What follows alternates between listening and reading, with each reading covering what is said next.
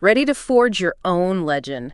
Today, we're diving deep into Ironsword, a tabletop RPG that's all about gritty action and making tough choices that matter.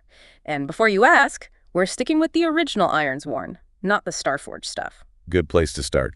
The original really lets you appreciate the core of what makes Ironsword tick. So, for those new to the Ironlands, set the scene. What kind of world are we talking about here? Imagine a land, right? Harsh, windswept, winters that freeze your blood. That's the Ironlands. It's low fantasy. Think more along the lines of, like, clashing steel, ancient whispers of prophecy, just surviving against the odds. Definitely not a walk in the park, then. Not unless that park's trying to kill you. Yeah. But that's the beauty of Ironsword, right? Don't like the Ironlands? Swap them out. The system's flexible, whatever world you want to get gritty in. It's all about those player choices. One of the things that hooked me was how Ironsword embraces different ways to play. Solo, with a GM, even collaboratively. It's wild. And it all comes down to this really elegant core mechanic, the action roll. 3 6-sided dice, add your character's modifiers, see if you beat the difficulty. But here's the kicker. It's not just succeed or fail, you know? You've got strong hits, weak hits, misses.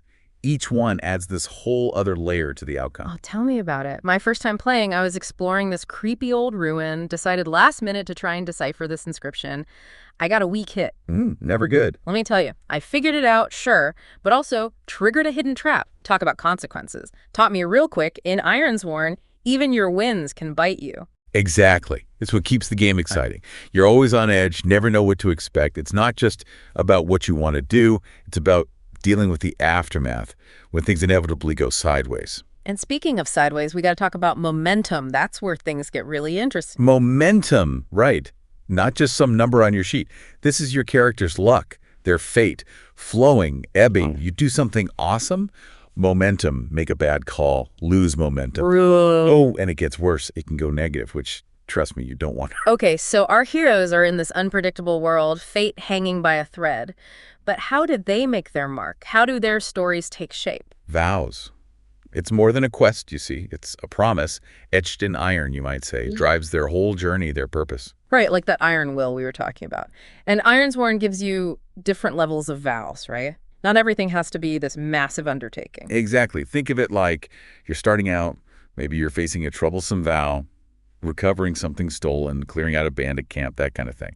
A good challenge, but manageable. Okay, so what's a step up from troublesome? Asking for a friend. Oh, you're ready for formidable or even extreme vows. These are the campaign-defining promises.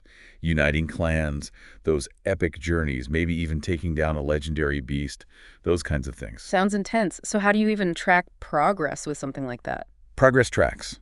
Every obstacle overcome, every challenge you face, it all adds up. But, and here's the thing, it's not always a straight shot. Setbacks happen. You have to adapt, make choices that sometimes have, let's just say, lasting repercussions. You're making me sweat just thinking about it. But I guess that's where the real sense of accomplishment comes in, right? When you finally fulfill that vow. It's more than that. It's the journey, the weight of your choices. That's what Ironsword really nails. Okay, so we've got this amazing world, epic goals. But what about the heroes themselves? How do we make them? Surprisingly straightforward. 5 core stats. Iron, heart, edge, shadow, wits. Yeah. Each one, think of it as like a different aspect of your character. It's like high iron, you're going to be good in a fight. Sure, but it's more than that. Let's say you're all heart. Maybe not the strongest, but you can inspire, negotiate. You tap into that inner strength when things go south. Love it. Okay, so that's the foundation. But how do you make a character really come alive? Backstories, cool gear, that kind of thing. Assets. They add that spice. Let's say you're a hunter, right? You choose assets that reflect that. Tracking, wilderness survival.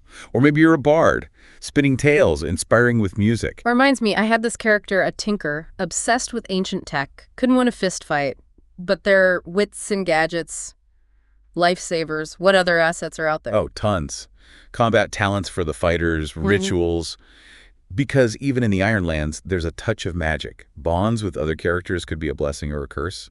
And of course, companions. Loyal animals, fellow adventurers.